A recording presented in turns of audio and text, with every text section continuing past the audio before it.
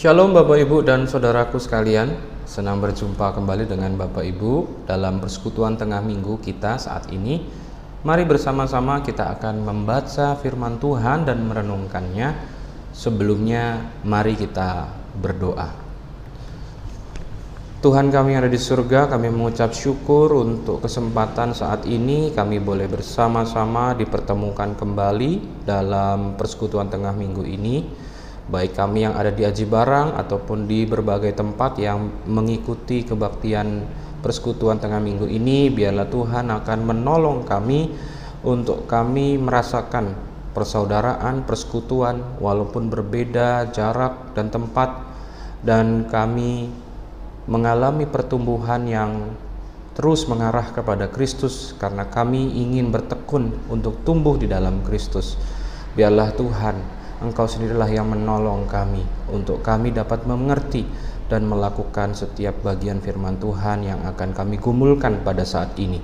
Terima kasih Tuhan Yesus, inilah doa kami. Amin. Nah Bapak Ibu dan saudaraku sekalian, kita persiapkan dulu bacaan firman Tuhan kita, dan kita akan membacanya nanti. Firman Tuhan kita diambilkan dari Mazmur 22 Bapak Ibu, Mazmur 22. Mari kita akan siapkan, dan sekarang kita gumulkan dulu pertanyaan. Bapak Ibu sudah mengalami dan menjalani kehidupan tidak 1-2 tahun. Pernahkah mengalami kesusahan? Pernahkah mengalami pergumulan hidup? Dan apa yang kemudian kita rasakan ketika kita mengalami pergumulan dan kesusahan hidup itu? Apakah kita mampu untuk bersyukur kepada Tuhan di dalam segala keadaan kehidupan kita? Nah Bapak Ibu, diskusi itu saya tanyakan kepada salah seorang saudara kita jemaat di GKI Aji Barang. Dan menarik Bapak Ibu dan saudaraku sekalian, dari hasil diskusi ini, walaupun tidak menjadi sebuah gambaran keseluruhan kita, tapi ini merupakan sebuah gambaran setidaknya salah satu iman seseorang dalam kehidupan bergereja, dalam kehidupan bersama-sama hidup bergumul bersama Tuhan. Nah Bapak Ibu dan saudaraku sekalian, di dalam percakapan diskusi itu saya menanyakan hal yang sama. Saya bertanya kepadanya, pernahkah Anda mengalami kesulitan di dalam hidup, pergumulan hidup? Dan dijawab, pernah, sering. Bahkan susah itu mungkin merupakan sebuah keadaan yang lebih banyak saya alami daripada senangnya hidup saya. Lalu kemudian saya bertanya, kalau demikian adanya, bahwa kehidupan Anda adalah sebuah kehidupan yang banyak mengalami kesusahan, apakah yang patut Anda syukuri di dalam segala keadaan hidup yang demikian kepada Tuhan? Nah, jawabannya menarik Bapak Ibu dan saudaraku sekalian dari saudara kita itu. Dia berkata begini, menjadi pribadi yang bersyukur tidak dapat diukur dengan senang atau susahnya hidup yang kita alami saat ini.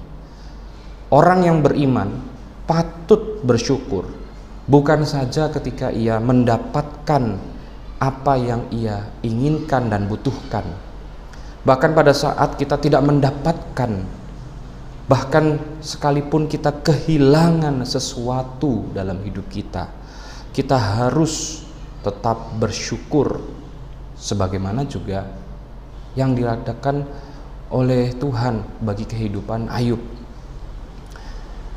Sebab semua perkara kehidupan yang diberikan oleh Tuhan adalah sebuah keadaan perkaraan yang selalu silih berganti, kadang susah, kadang senang, dan itu semua membuat kita menjadi pribadi yang dewasa, yang bertumbuh di dalam iman, menjadi pribadi yang tidak sombong, tidak kehilangan kendali atas diri kita. Bayangkanlah jika kehidupan kita itu merupakan sebuah kehidupan yang senang terus, mendapat terus, tidak pernah merasakan kehilangan, tidak pernah mengalami kedukaan, maka kita sedang menjalani bukan hidup. Sebab pada faktanya hidup itu adalah susah dan senang bergantian. Orang yang beriman adalah orang yang mampu melihat kehidupannya yang senang ataupun yang di dalam kesusahannya selalu ada Tuhan beserta dengan dia, dan oleh karenanya ia bersyukur. Nah, Bapak Ibu dan Saudaraku sekalian, itulah diskusi yang mengantar kita untuk bergumul pada firman Tuhan kita dalam tema Tuhan menyelamatkan, membawa kita menjadi pribadi yang mampu melihat Tuhan di dalam segala kehidupan kita. Kita bahkan tetap berdoa dan berharap pada saat penderitaan dan pergumulan yang menjepit kehidupan kita dengan luar biasa. Mari Bapak Ibu dan Saudaraku sekalian, saya ajak Bapak Ibu dan Saudaraku sekalian membuka bacaan yang telah kita persiapkan tadi, Mazmur 22, ayat yang pertama sampai yang ke 32.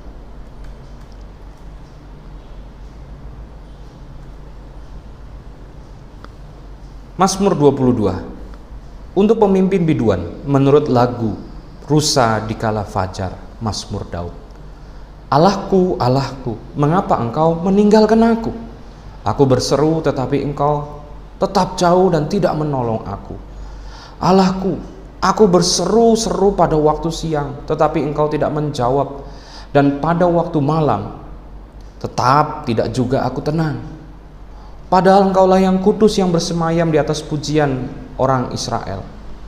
Kepadamu nenek moyang kami percaya, dan mereka percaya, dan engkau meluputkan mereka. Kepadamu mereka berseru-seru dan mereka terluput. Kepadamu mereka percaya dan mereka tidak mendapatkan malu. Tetapi aku ini ulat dan bukan orang, celah bagi manusia, dihina oleh orang banyak. Semua orang yang melihat aku mengolok-olok aku. Mereka mencibirkan bibirnya, menggelengkan kepalanya. Ia menyerah kepada Tuhan. Biarlah dia yang meluputkannya, biarlah dia yang melepaskannya.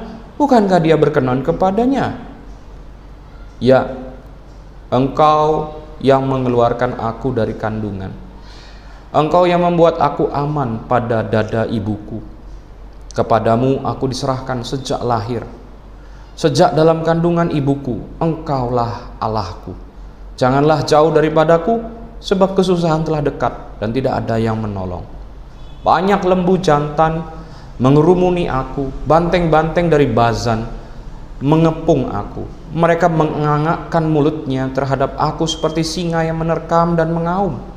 Seperti air tercurah dan segala tulangku lepas daripada sendinya. Hatiku menjadi seperti lilin, hancur luluh di dalam dadaku. Kekuatanku kering seperti beling, lidahku melekat pada langit-langit mulutku, dan debu maut kau letakkan aku. Sebab anjing-anjing mengerumuni aku, gerombolan penjahat mengepung aku, mereka menusuk tangan dan kakiku. Segala tulangku dapat kuhitung, mereka menonton, mereka memandangi aku, mereka membagi-bagi pakaianku di antara mereka, dan mereka membuang undi atas jubahku. Tetapi engkau Tuhan janganlah jauh, ya kekuatanku, segeralah menolong aku. Lepaskanlah aku dari pedang dan nyawaku daripada cengkraman anjing. Selamatkanlah aku dari mulut singa dan dari tanduk banteng. Engkau telah menjawab aku. Aku akan memasyurkan namamu kepada saudara-saudaraku dan memuji-muji engkau di tengah-tengah jemaah. Kamu yang takut akan Tuhan, pujilah dia. Hai segenap anak cucu Yakub, muliakanlah dia dan gentarlah terhadap dia. Hai segenap anak cucu Israel, sebab ia tidak memandang hina ataupun merasa jijik kesengsaraan orang yang tertindas, dan ia tidak menyembunyikan wajahnya kepada orang itu, dan ia mendengar ketika orang itu berteriak minta tolong kepadanya. Karena engkau, aku memuji-muji di dalam jemaah yang besar. Nasarku akan kubayar di depan mereka yang takut akan dia. Orang yang rendah hati akan makan dan kenyang. Orang yang mencari Tuhan akan memuji dia, dan biarlah hatimu hidup untuk selamanya. Segala ujung bumi akan mengingatnya dan berbalik kepada Tuhan, dan segala kaum dari bangsa-bangsa akan turut sujud menyembah di hadapannya. Sebab Tuhanlah yang mempunyai kerajaan, dialah yang memerintah atas segala bangsa-bangsa. Ya, kepadanya sujud menyembah semua orang sombong di bumi. Di hadapannya akan berlutut semua orang yang turun ke dalam debu dan orang yang tidak dapat menyambung hidup. Anak-anak cucu akan beribadah kepadanya dan akan menceritakan tentang Tuhan kepada angkatan yang akan datang. Mereka akan memberitakan keadilannya kepada bangsa yang akan lahir nanti, sebab ia telah melakukannya. Nah Bapak Ibu, kita belajar dari Mazmur 22. Mazmur 22 ini mazmur yang cukup panjang. Ini merupakan sebuah syair pujian kepada Tuhan. Menarik bahwa mazmur ini mengantarkan sebuah pergumulan kehidupan daripada pemazmur. Mazmur 22 itu dapat dibagi menjadi 4 bagian. Saya akan menceritakan perbagiannya ya Bapak Ibu. Yang pertama bagian ayat 1 sampai ke 9. Di ayat yang ke-1 sampai ke-9 bacaan firman Tuhan kita, perhatikanlah bagaimana pemazmur menceritakan tentang betapa dirinya bergumul akan kehidupannya. Dia berdoa di dalam pergumulannya itu. Tetapi doa-doanya merupakan usaha seperti menjaring angin, menjadi sia-sia. Ia berkata kepada Tuhan bahwa Tuhan telah meninggalkannya. Ia berdoa siang sampai kepada malam dan ia tidak mendapatkan pertolongan. Dan ia kemudian menjadi orang yang protes. Tuhan, aku berdoa siang malam, Engkau tidak mendengarkan doaku, tidak memberikan apa yang aku harapkan. Dan ia mengingat akan nenek moyangnya. Nenek moyangku dulu berdoa kepadamu, datang kepadamu, menaikkan pujian kepadamu. Dan mereka diluputkan daripada segala keadaan yang sulit. Tapi kenapa aku enggak? Kenapa aku tidak mendapatkan keselamatan, tidak mendapatkan sebuah pertolongan? Aku berdoa kepadamu, bahkan sampai kehilangan harga diri aku di hadapan orang banyak. Sebab ketika aku berdoa, orang-orang di sekeliling aku menghinakan aku.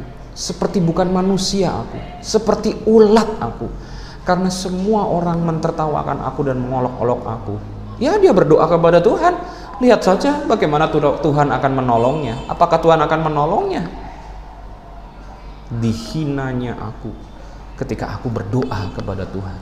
Orang-orang mengolok-olokkan aku. Aku tidak punya harga diri seperti manusia, tetapi seperti ulatlah aku. Nah, itulah isi bagian pertama dari Mazmur 22 ini. Ayat yang pertama sampai yang ke-9. Berkisah tentang keluh kesah, protes, semua gugatan yang ia bisa katakan di dalam mulutnya kepada Tuhan. Nah Bapak Ibu dan Saudaraku sekalian, kita beranjak kepada bagian yang kedua. Bagian yang kedua dimulai dari ayat yang ke-10 sampai ayat yang ke-22. Ayat 10 sampai 22.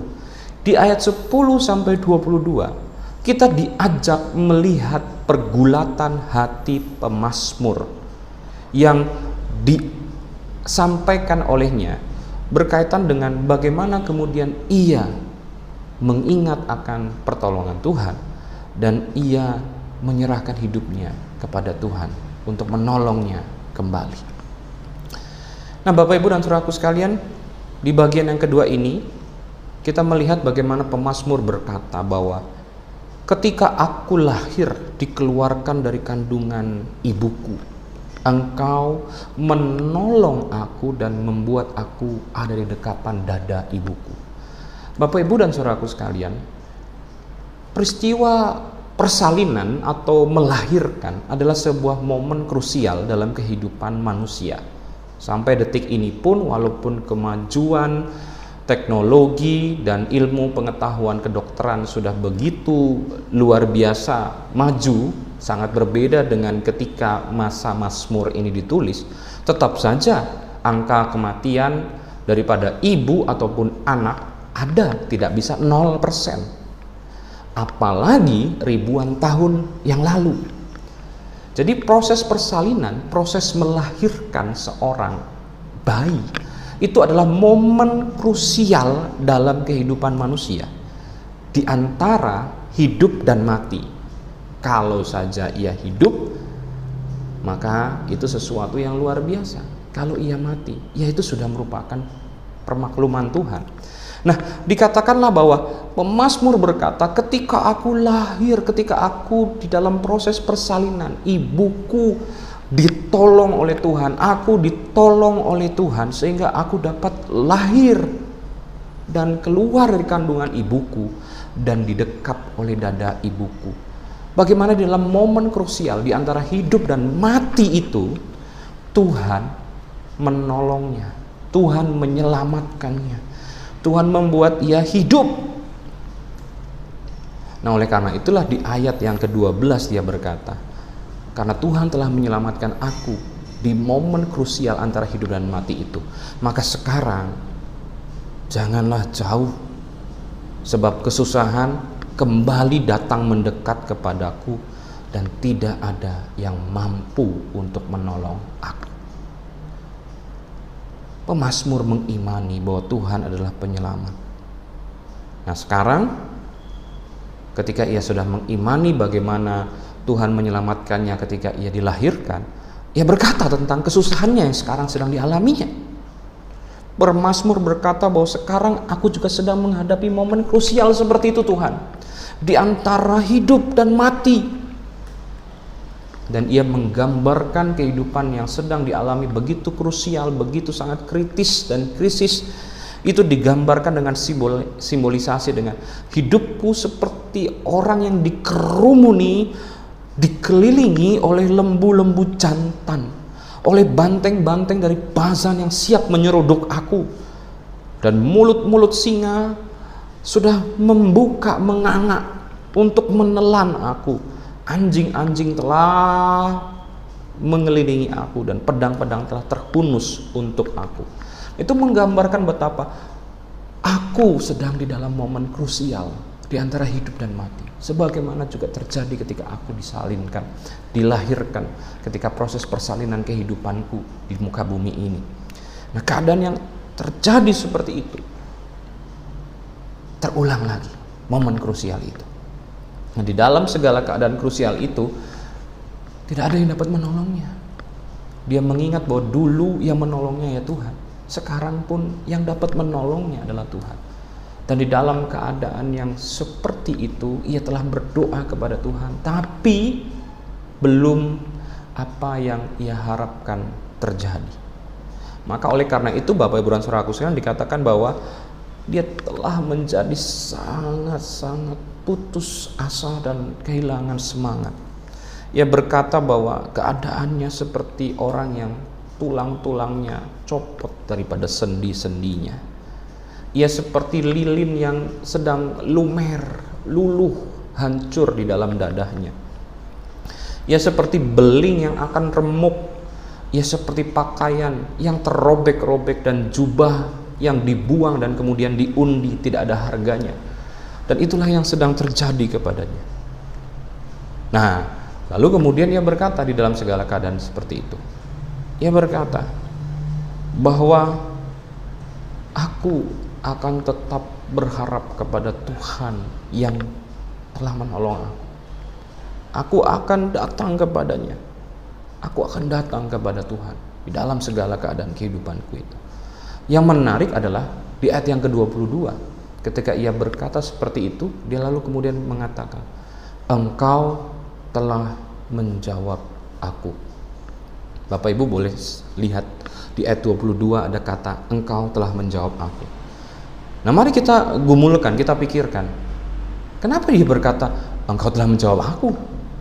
Baru saja ia naikkan doa itu, permohonan itu, jeritan kesusahannya kepada Tuhan. Tapi kemudian ketika ia sedang menaikkan segala permohonannya itu, dia berkata, Engkau telah menjawab aku. Apa jawaban Tuhan? Coba renungkan. Kenapa sampai pemazmur berkata, Engkau telah menjawab aku? Nah, jawabannya itu ada di bagian ketiga daripada syair Mazmur 22 ini. Mulai dari ayat 23 sampai 27. Di ayat 23 sampai 27 dikatakan bahwa pemazmur menggambarkan dirinya. Dia memasyurkan dan memuji Tuhan di dalam kumpulan jemaah Tuhan. Ia menghadap hadirat Tuhan. Ia membayarkan nazarnya kepada Tuhan. Dan semua ia lakukan itu, dan Tuhan tidak menolak dirinya dan merasa hina, jijik atas kehidupan dirinya yang sedang dirundung pergumulan. Pribadi Tuhan menjadi pribadi yang bersedia mendengarkan permintaan tolongnya. Itulah gambaran Tuhan yang menjawab kehidupannya. Itulah saat dimana ia merasakan Tuhan telah menjawab segala apa yang ia keluh kesahkan di ayat-ayat sebelumnya. Ia merasakan Tuhan telah memberikan kedewasaan kepadanya, sehingga ia mampu merendahkan diri.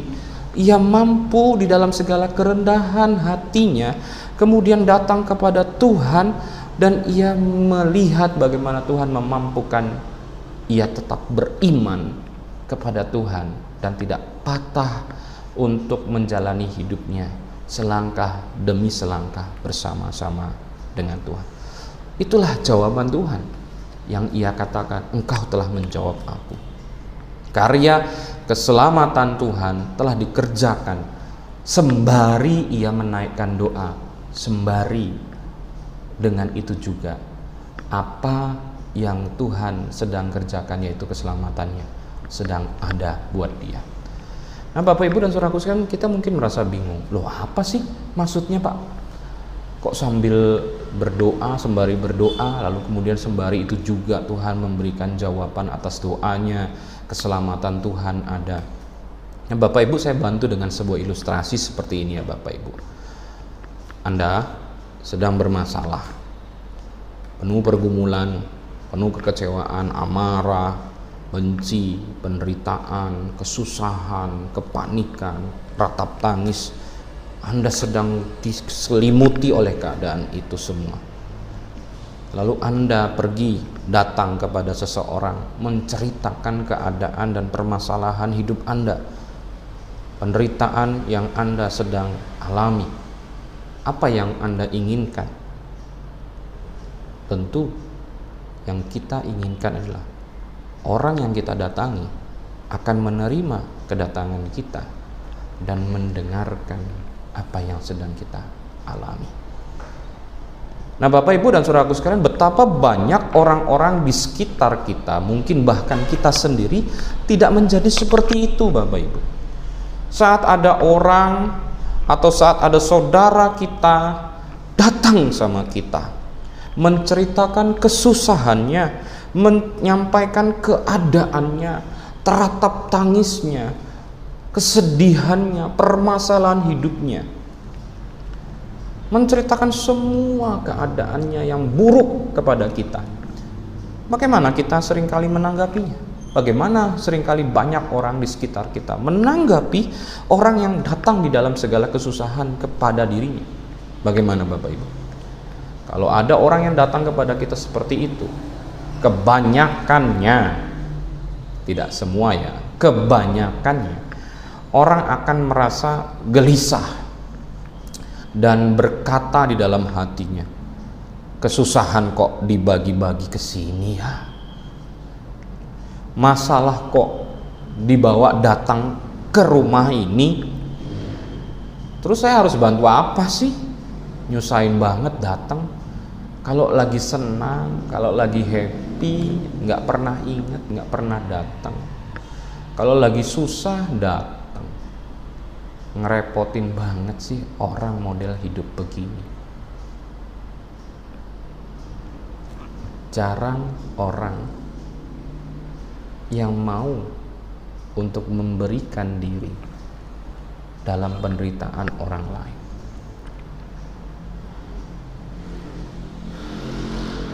Tuhan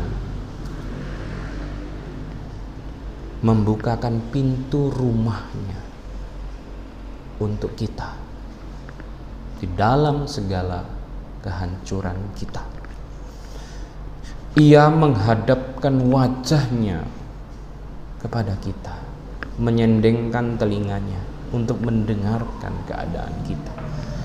Ia memberikan kepada kita kesempatan untuk beribadah kepadanya. Ia menerima bakti kita. Ia mendengarkan segala perkara kehidupan kita di dalam doa-doa kita. Dan di dalam kehidupan kita yang beribadah itu, Tuhan kemudian memberikan kita kemampuan, kerendahan hati, ketabahan, keikhlasan, damai sejahtera, dan sukacita untuk memuji Dia di dalam ibadah yang diselenggarakan untuk Dia. Apakah itu bukan jawaban? Menurut pemazmur, itu jawaban. Maka pemazmur berkata di dalam ayat 22, ketika ia sudah sampaikan keluh kesahnya di atas, dia ceritakan semua keadaannya, dia menyampaikan protesnya, segala kegaduhan di dalam pikiran dan hatinya, segala sesuatu telah diceritakan di atas. Lalu kemudian ia berkata, Engkau telah menjawab aku. Kenapa? Sekali lagi, kenapa dikatakan Engkau telah menjawab aku? Karena Tuhan, banyak orang yang tidak membukakan pintunya, yang tidak membukakan telinganya, yang membukakan rumahnya, yang membukakan waktunya, yang membukakan pikirannya untuk mendengarkan keadaanku, memberikan semangat kepadaku. Banyak orang yang kalau aku datang di dalam segala permasalahan kehidupanku, tutup pintu, tutup mata, tutup telinga. Tapi Tuhan, aku datang kepadamu, ke rumahmu, menaikkan pujian, membayar nazar, berdoa kepadamu. Engkau tidak menutup pintu rumahmu, Engkau tidak memalingkan wajahmu, Engkau menghadapkan wajahmu kepadaku, Engkau mendengarkan aku, menerima baktiku, menerima segala kegaduhan hati dan pikiranku di dalam setiap doa-doaku. Orang lain tidak, tapi Engkau pribadi yang demikian, Tuhan. Engkau telah menjawab aku, Engkau telah menyelamatkan aku. Betapa banyak sebenarnya orang yang di dalam segala penderitaan sebenarnya nggak butuh-butuh amat bantuan apa yang perlu dari yang kita bisa berikan. Kadang-kadang orang berpikir, saya bisa bantu kalau saya punya. Kalau saya nggak punya, saya bantu apa? Tuhan mau katakan, ketika aku membukakan pintuku, menghadapkan wajahku kepadamu, menerima segala kehadiranmu, maka aku telah menyelamatkanmu. Dan itulah yang diimani oleh pemazmur. Tuhan telah menyelamatkannya, Tuhan telah menjawabnya. Nah, jadi Bapak Ibu pahami ya, kenapa sambil sembari berdoa, sambil menaikkan keluh kesahnya itu, ia kemudian berkata, Engkau telah menjawab aku. Ya karena, ingat Bapak Ibu, banyak orang tutup telinga, tutup mata, tutup hatinya, tutup pikirannya untuk orang yang sedang kesusahan. Kalau orang lagi senang, orang dekati. Kalau orang lagi susah, bayangkan. Tapi Tuhan tidak demikian. Nah, masalahnya Bapak Ibu dan Saudaraku sekalian, banyak orang nggak tahu gimana pikirannya. Lagi bermasalah, malah lari daripada Tuhan. Nah, itu yang gawat. Kalau orang beriman, ia mampu melihat bahwa di dalam segala kesusahan, tempat berlari hanya Tuhan akhirnya. Nah, oleh karena itu Bapak Ibu dan Saudaraku sekalian, saya mau ajak untuk Bapak Ibu mengerti, itulah jawaban Tuhan. Nah, seringkali kita berpendapat bahwa jawaban itu harus selalu adalah ya atau tidak. Tidak salah tentunya kalau kita berpikiran demikian. Ada kalanya Tuhan sesimpel itu memberikan jawabannya, ya dan tidak. Tapi tidak semua keadaan hidup itu selalu jawabannya sesederhana kata ya dan tidak. Namun semua keadaan hidup itu, saya mau katakan, tidak semua keadaan hidup jawabannya sesimpel kata ya dan tidak. Tapi di saat yang sama saya mau katakan bahwa seluruh keadaan hidup apapun itu pasti semua membutuhkan pribadi yang mau mendengar, pribadi yang mau menemani, pribadi yang setia menuntun, pribadi yang selalu memberikan semangat dan berpikir positif untuk kita, dan pribadi yang selalu mengajarkan cara kita untuk mencapai apa yang kita butuhkan. Jadi semua orang mengharapkan jawaban ya dan tidak dalam hidup ini. Tapi seluruh keadaan kehidupan manusia tidak sesimpel kata ya dan tidak. Seluruh kehidupan yang bergumul itu, saya mau katakan, selalu membutuhkan bukan jawaban ya dan tidak, tetapi selalu membutuhkan pribadi yang mau menemani, mau mendengarkan, mau memikirkan yang positif, dan terus berjalan setia untuk memberikan semangat dan selalu jalan untuk mencapai kebutuhan-kebutuhan itu. Nah, siapa lagi pribadi itu yang mampu melakukan itu semua? Manusia dapat mengecewakan, tapi Tuhan tidak. Tuhan tidak pernah kehabisan kasih untuk membukakan dirinya ditemui oleh umatnya, oleh ciptaannya yang mau mengadu, yang mau menyerahkan hidup kepada Dia. Bapak, Ibu, dan saudaraku sekalian, saya mengajak Bapak, Ibu, dan saudaraku sekalian mengingat akan kata Tuhan Yesus sendiri di dalam Injil Matius 11 ayat 28 sampai yang ke-30. Tuhan Yesus berkata apa? Marilah kepadaku semua yang letih lesu dan berbeban berat, aku akan memberikan kelegaan kepadamu. Pikullah kuk yang kupasang dan belajarlah kepadaku, karena aku lemah lembut dan rendah hati, dan jiwamu akan mendapatkan ketenangan. Sebab kuk yang kupasang itu enak dan bebanku pun ringan. Ingat, kuk itu tidak pernah menjadi hilang, tapi kuk itu menjadi mampu kita tanggung, sebab kita menanggungnya bersama dengan siapa? Tuhan. Tuhan berjalan bersama kita. Ingat kata yang sering dipakai di dalam Natal untuk menyebut kehadiran Yesus, apa? Immanuel. Tuhan yang beserta kita, Tuhan yang berjalan bersama kita. Nah itu. Jadi ingat ya, pengajaran dasar daripada Alkitab itu, baik dari perjanjian lama, perjanjian baru, semua itu dapat ditemukan dalam satu titik, di mana kita mendapatkan keajaiban itu di dalam Alkitab kita.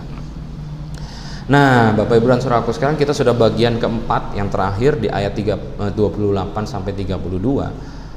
Sebuah kesimpulan, sebuah ajakan yang disampaikan pemazmur. Pemazmur berkata di bagian keempat mulai dari ayat 28 sampai 32, pemazmur berkata demikian.